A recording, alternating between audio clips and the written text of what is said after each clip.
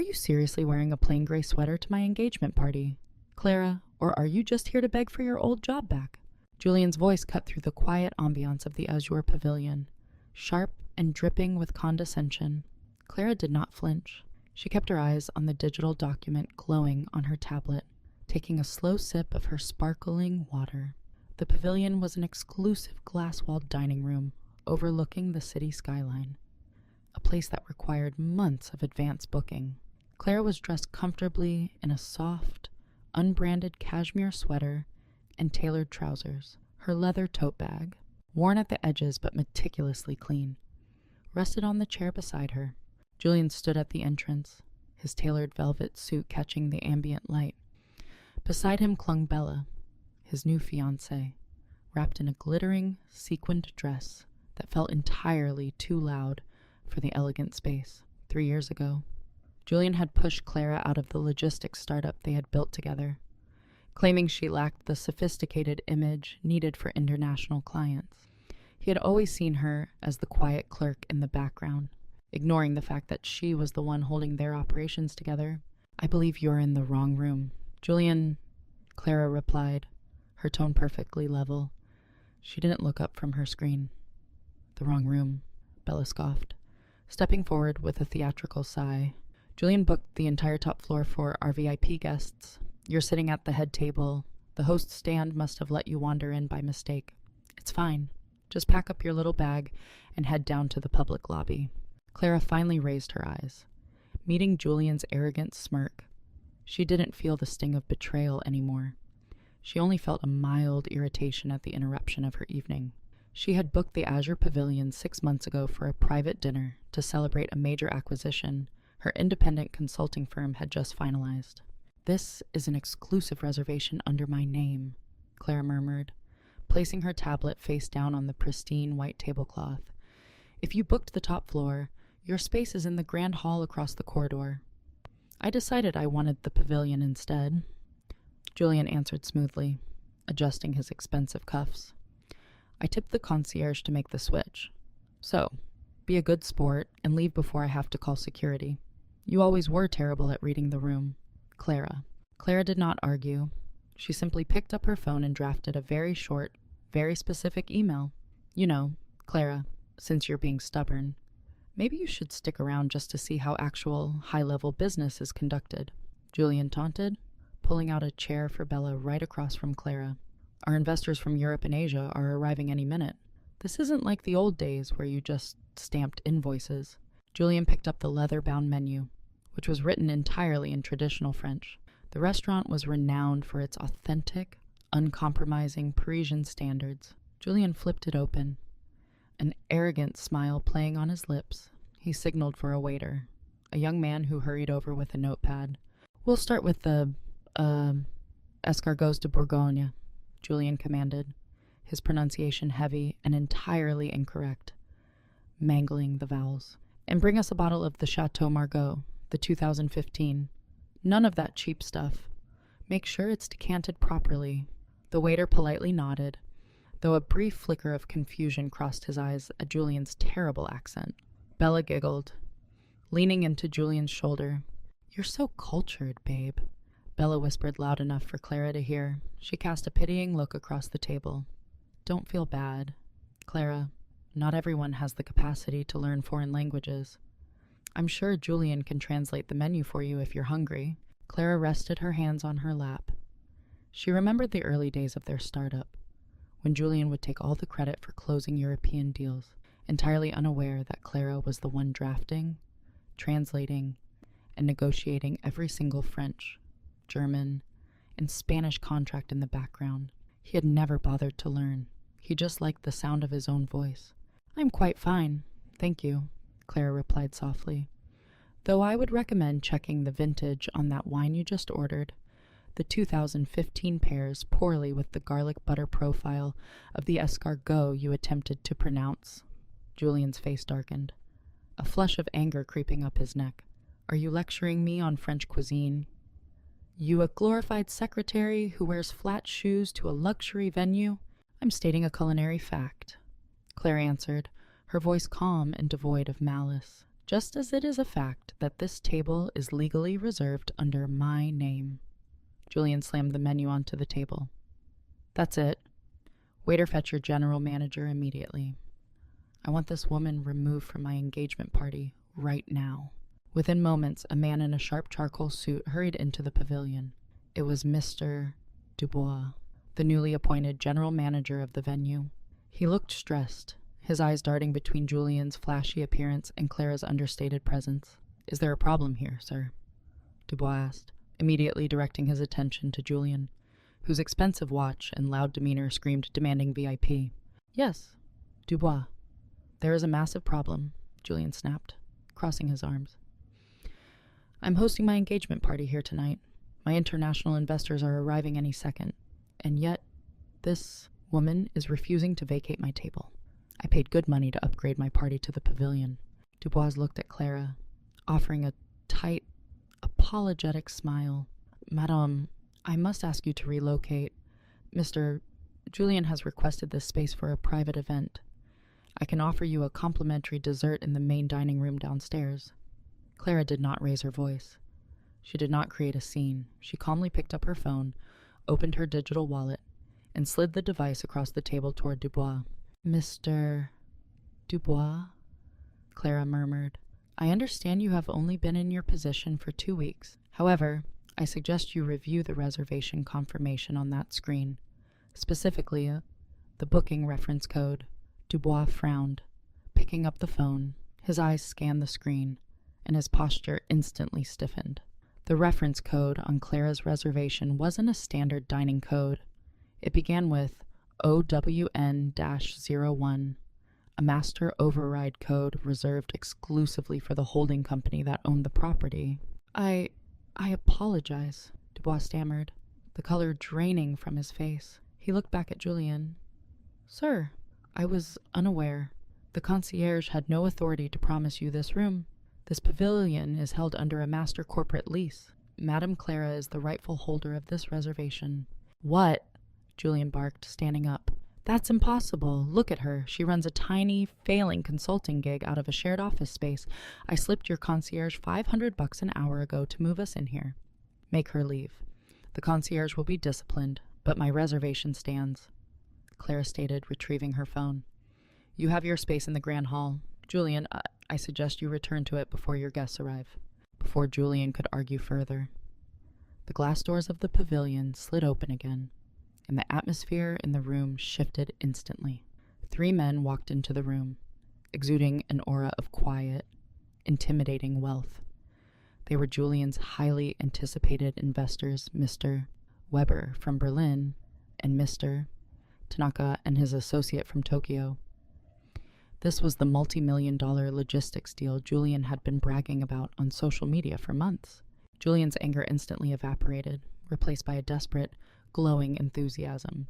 He shoved past Dubois and rushed forward with his hand extended. Mr. Weber, Mr. Tanaka, welcome to my engagement party, Julian announced loudly, flashing a brilliant smile.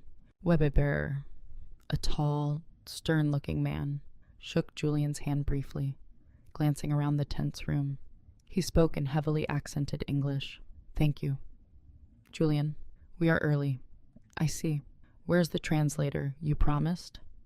My colleague from Tokyo prefers to discuss the contract terms in Japanese before the dinner begins, and I have some specific legal questions regarding the German compliance clauses.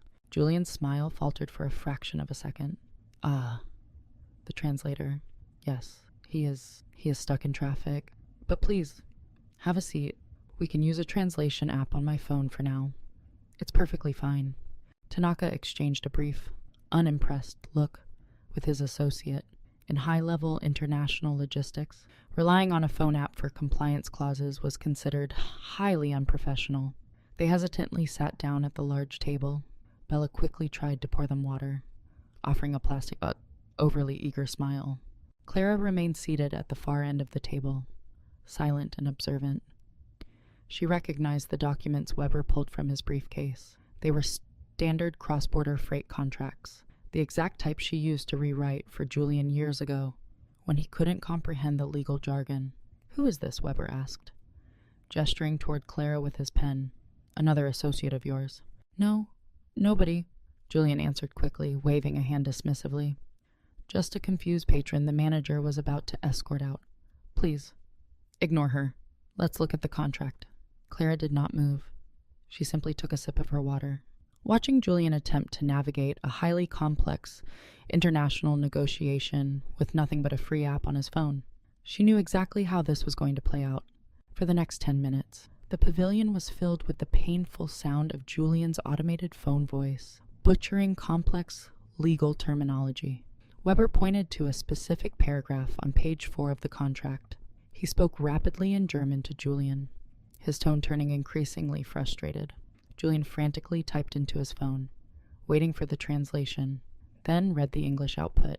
He says, "Well, the liability for the warehouse is flying," Julian guessed, wiping a bead of sweat from his forehead. "No, wait, oh, so the warehouse liability is dropped." Weber frowned deeply. "No, Julian, Haftungsbeschränkung. I'm asking about the limitation of liability regarding third-party freight forwarders. Your app is translating literal words, not legal context. If we cannot agree on the Gefahrübergang, the transfer of risk, we cannot sign this." Julian swallowed hard, his charismatic facade crumbling. "Right, the transfer of risk. Bella, call the translator again. Tell him to hurry." Bella practically threw her phone on the table. "He isn't answering. Julian, I told you we should have hired an agency instead of your buddy from college." She glared down the table at Clara, needing a scapegoat for her rising embarrassment. "Are you just going to sit there staring at us? It's incredibly rude. Haven't you embarrassed yourself enough today?" Clara set her water glass down. The ice clinked softly against the crystal. She looked at Julian, who was visibly panicking, watching his massive deal slip through his fingers because he refused to invest in proper communication. "The transfer of risk, in this specific context, occurs the moment the goods pass the ship's rail at the port of shipment," Clara murmured. The entire table went dead silent. Weber slowly turned his head to look at the woman in the plain gray sweater. "Excuse me?" Weber asked. Clara met the German investor's eyes. She didn't use a translation app.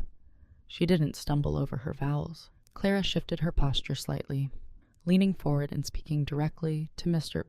Weber in flawless, unaccented German. "Herr Weber," Clara began, her voice carrying the natural cadence of a native speaker, "the clause you are referring to is governed by the standard Incoterms. Julian's draft likely defaults to FOB free on board. However, given your inland distribution model in Munich, you require a DDP delivered duty paid clause to ensure the liability does not transfer to your firm until the goods arrive at your final destination." Weber's eyes widened in genuine surprise. He leaned forward, instantly engaged. He responded rapidly in German, testing her comprehension. "Exactly. But he has placed the customs clearance burden on us. That is unacceptable for our risk profile." "I agree," Clara replied smoothly in German. "A standard amendment to Section 4, shifting the import clearance responsibility to the seller, would resolve the Haftungsbeschränkung issue entirely. It is a simple fix, provided the host understands the logistical burden." Julian sat frozen, his jaw slightly slack. He looked back and forth between Clara and Weber, understanding absolutely nothing, but realizing that Clara had just effortlessly diagnosed the multi-million-dollar problem he couldn't even read. "You speak German," Julian finally choked out, his voice a mix of shock and betrayal. "Among other things," Clara answered in English, not looking at him. Weber smiled for the first time since arriving. He looked at Clara with newfound respect. "Your grasp of commercial logistics is exceptional. I was told Julian was the sole brains of his former operation. It appears I was misinformed. Who are you, madame?" "My name is Clara," she said simply. "I am an independent consultant, and unfortunately, I am just a patron trying to enjoy a quiet dinner before I was interrupted." Julian's face flushed a deep, ugly red. His pride could not handle being saved by the woman he had just tried to humiliate. "That's enough." Julian slammed his hand on the table. "You don't get to hijack my business meeting, Dubois. Get security in here right now. I want her out." Mr. Dubois stepped back into the room, looking even more uncomfortable than before. Mr. Julian, please lower your voice. I have already explained. I don't care what you explained, Julian shouted, completely abandoning his professional demeanor in front of his investors. Bella looked horrified, pulling at his sleeve to quiet him down. I am paying for a 50-person engagement banquet in your grand hall tonight. I am bringing you massive revenue. You will escort this woman out of the pavilion immediately, or I will pull my entire event and demand a full refund. Clara watched his tantrum with quiet detachment. She reached into her tote bag and pulled out a slim-sized black folder. Placing it on the table, she opened it, extracting a single sheet of watermarked paper, and slid it toward Dubois. Mr. Dubois, Clara said, her tone professional and icy. Since Mr. Julian is so concerned about revenue and ownership, please read the top line of that document aloud. Dubois picked up the paper, his hands trembling slightly. He adjusted his glasses, reading the bold print. It is a finalized deed of transfer, dated last Tuesday. He looked up, his eyes wide. The holding company that purchased this resort, Azure Hospitality Group. You are the sole managing director. Julian froze. The silence in the room was absolute. That is correct, Clara confirmed. I did not just book a table tonight. Julian shut. I own the building. I retain this pavilion for my own private use to review the venue's operational standards. You own the resort, Bella whispered, staring at Clara's simple clothes in disbelief. I prefer investing my capital in real estate rather than expensive suits, Clara replied calmly. Now, Julian, you attempted to bribe my staff to steal my private space. You disrupted my evening, and you have made a scene in front of international guests. Clara turned her attention back to the Japanese investor, Mr. Tanaka, who had been watching the drama unfold with quiet curiosity. Clara looked directly at Mr. Tanaka and offered a polite, traditional nod. When she spoke, her Japanese was fluid, respectful, and perfectly pitched for a formal business setting. Tanaka-san, I sincerely apologize for this unprofessional disruption, Clara said in Japanese. It reflects poorly on the hospitality of this venue, and I assure you, it is not the standard we uphold. Please forgive the lack of proper translation services provided by your host today. Tanaka's eyes lit up with respect. He returned the nod gracefully and replied in Japanese. There is no need to apologize. Clara-san, clarity is often found in moments of chaos. It has been very enlightening to see how Mr. Julian handles unexpected pressure. Clara smiled faintly. She then turned to Mr. Dubois and switched seamlessly to impeccable, rapid-fire French, the language Julian had so miserably failed to imitate earlier. Mr. C. Dubois, Clara instructed in French, review the protocol for bribery. The concierge who accepted cash to alter a secure reservation is to be suspended pending review. Furthermore, check the ledger for the Grand Hall event tonight. I want to verify if the deposit requirements have actually been met. Right away, madame, Dubois replied in French, looking immensely relieved to be taking clear orders from a competent superior. He tapped rapidly on his tablet. Julian, understanding neither the Japanese nor the French, looked wildly around the room. He was completely out of his depth, drowning in a sea of languages he had always deemed beneath his pay grade to learn. 10 languages. That was the number Clara had mastered in silence over the past decade, while Julian spent his time networking at golf clubs. What are you saying? Julian demanded, his voice cracking slightly. Stop talking behind my back. I'm simply verifying the status of your engagement party, Julian. Clara switched back to English, resting her hands on the table. Dubois cleared his throat, looking at the tablet screen. Madam, regarding the Grand Hall event, the final 50% deposit was due 48 hours ago. The credit card on file for Mr. Julian's company was declined twice. The event is technically unconfirmed. Your deposit for the main hall bounced yesterday. Julian, Clara murmured, her voice carrying clearly across the quiet room. Bella gasped, turning sharply to Julian. Bounce, Julian. You told me everything was paid for. My parents are arriving in 20 minutes. Julian's face went pale, then red again. It's a bank error, A simple hold on the corporate account. I was going to sort it out with the accounting department tomorrow. You can't cancel my event over a technicality. Clara, we have 50 guests arriving. I'm not canceling it out of spite. Julian, I am enforcing standard venue policy, Clara stated, her tone entirely businesslike. You lack the funds to secure the grand hall, which is likely why you attempted to bribe a staff member to hijack my smaller prepaid room to save face. You thought I would just quietly back down, as I did years ago. She tapped her finger on the table. I do not back down anymore. You have no reservation here. Weber stood up, buttoning his suit jacket. He looked at Julian with profound disappointment. A man who lies about his finances, disrespects his peers, and cannot manage basic communication is not a man I trust with my freight. The deal is off. Julian. Tanaka also stood, bowing slightly to Clara before looking at Julian. We will find our own dining arrangements. Good evening.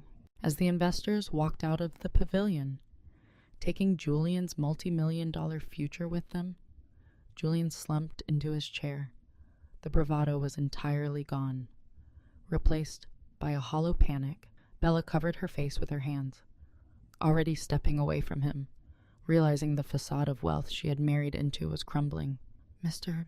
Dubois, Clara said quietly. Yes, madame. Please escort Mr. Julian and his fiancée to the standard lobby. They may wait there to intercept their guests and inform them of the cancellation. You can't do this to me. Clara, Julian whispered, his voice devoid of its earlier arrogance. It was the sound of a man who realized he had built his entire career on a foundation of sand, and the tide had just rolled in. I'm not doing anything to you, Julian, Clara answered, opening her tablet again. I'm simply running my business. You are the one who walked into my room. Dubois gestured toward the door. Sir, please follow me. Security will assist if necessary. Julian didn't argue. There was no argument left to make. The paperwork was verified. The investors were gone, and the truth was completely exposed. He stood up slowly, looking smaller than he ever had, and walked out of the glass doors. Bella hurried after him, her sequined dress looking tragic rather than glamorous as they were escorted down the hallway toward the public exit. The silence that followed was heavier than any argument could ever be. It was the sound of complete, unchallenged peace. Clara let out a slow breath, feeling a tension she hadn't realized she was holding finally dissipate. She had spent years letting Julian make her feel small, letting him take credit for her translations, her negotiations, and her silent, tireless work. Today, she hadn't raised her voice once. She had simply let the facts speak for themselves. Dubois returned a moment later, looking sheepish. Madame, I sincerely apologize again for the oversight. I will ensure your evening is not disturbed further. Thank you. Dubois. The matter is closed, Clara said with a gentle smile. She picked up the French menu Julian had discarded. May I take your order now, madam? The waiter asked, stepping forward nervously. Clara looked at the menu, reading the elegant script with ease. Yes, I will have the bouillabaisse, please, and a glass of the Sancerre. The 2018 if you have it. She spoke in perfect, melodic French. The waiter smiled warmly, replying in the same language. An excellent choice, madame, right away. Clara leaned back in her chair, looking out through the glass walls at the glittering city below. The night was young, her dinner was ordered, and for the first time in a long time, the space around her belonged entirely to her.